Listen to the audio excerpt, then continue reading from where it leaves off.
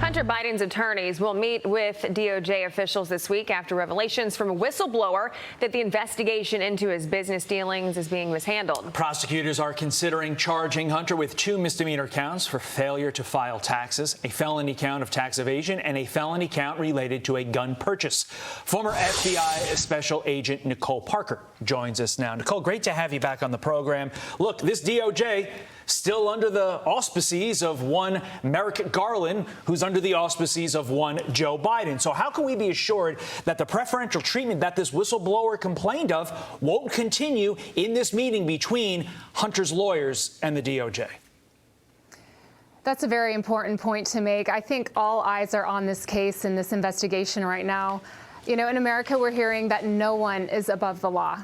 And that's right. No one is above the law, and no one should be above the law. And we've been hearing that over and over in the news lately through different investigations. And this will be a true test. Is no one above the law? We'll see what happens. Yeah, we will see, especially when it usually is just directed toward the right when they say that no one is above the law. But if that goes for the right, it goes for the left as well. But, you know, Nicole, one thing that I'm most concerned about are the implications that President Joe Biden has with this entire investigation and this story.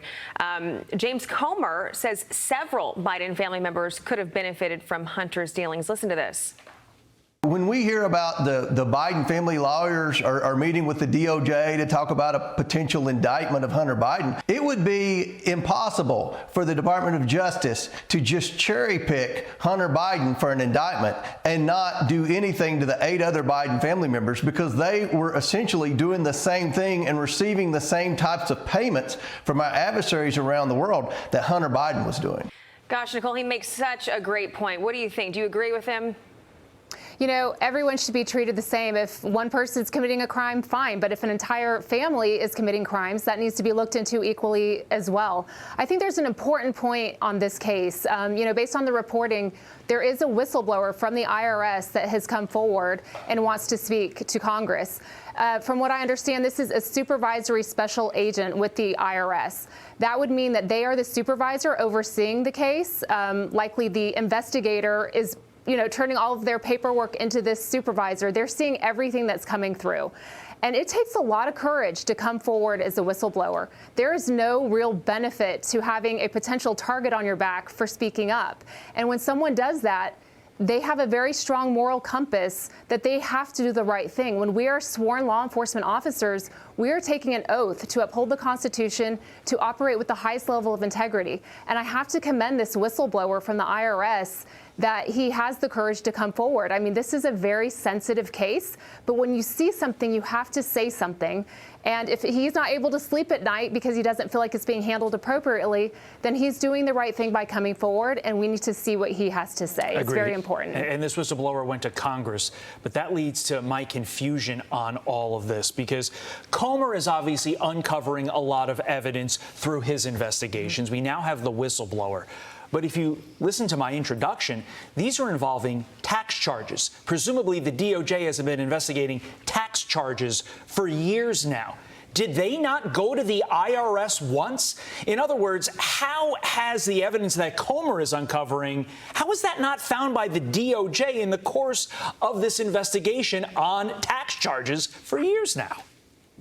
You know, I think another thing that we're also hearing is that there's an extreme amount of frustration coming out of, investigators from the FBI is what we're hearing reports of.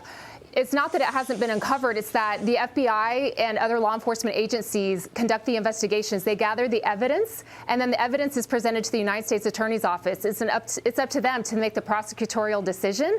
And at the end of the day, it's on their shoulders, and we'll see what happens in this. You can do all the investigations you want, and I know as a special agent with the FBI, we conduct very thorough investigations, but at the end of the day, I present the evidence to my U.S. Attorney's Office and the prosecutors, and it's up to them to make the prosecutorial decision to charge. So let's see what happens with this whistleblower coming forward.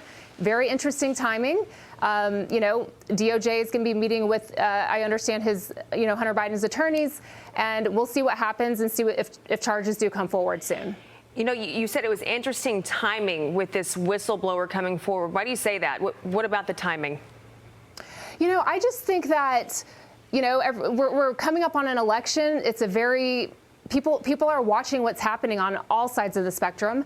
And I just think that for him to come forward after all of this time, there must be something that he felt, I have to speak up. Not necessarily because of the election, but because he has something that he feels like is not being properly addressed. We understand that he feels that an appointed official did not speak truthfully before Congress. We assume that he's speaking about the Attorney General. And if he feels that someone is not making proper statements before Congress, he wants to have his voice heard. I can tell you that when you are a sworn law enforcement officer, you are supposed to be completely apolitical and unbiased. And if you feel like you're seeing things that are not completely unbiased and apolitical, then you have to say something. That's the standard, and we have gone so far from that. Before we let you go, in your career, when dealing with similar charges, guns, taxes, was there always such a delay like we've seen with Hunter? This case, I think, again, that's where the frustration is stemming from different investigators and people that are looking at it from the outside. You do not know unless you are the person conducting the investigation. But I can tell you that from what I understand, this investigation has been completed. The IRS apparently had their investigation completed. The FBI had their portion of this investigation completed a year ago. Why is it taking so long? These types of cases, yeah, they are complex white-collar cases, can be extremely complex. But once the evidence is done and you presented it to the U.S. Attorney's Office, I've worked investigations where you have done everything in your power as a law enforcement officer to make sure that no stone is left unturned. You've uncovered every ounce of evidence, and then you give it to the prosecutors, and it's up to them to make the prosecutorial decision. It certainly feels like when you put all the evidence together, the DOJ is slow rolling this. The whistleblower reportedly came out and said the person who's leading the slow rolling is one AG Merrick Garland. We'll see if that's truly the case and what it means for him going forward. Nicole Parker, we appreciate your time as always. Thank you. I'm Steve Ducey. I'm Brian Kilmeade. And I'm Ainsley Earhart. And click here to subscribe to the Fox News YouTube page to catch our hottest interviews and most compelling analysis.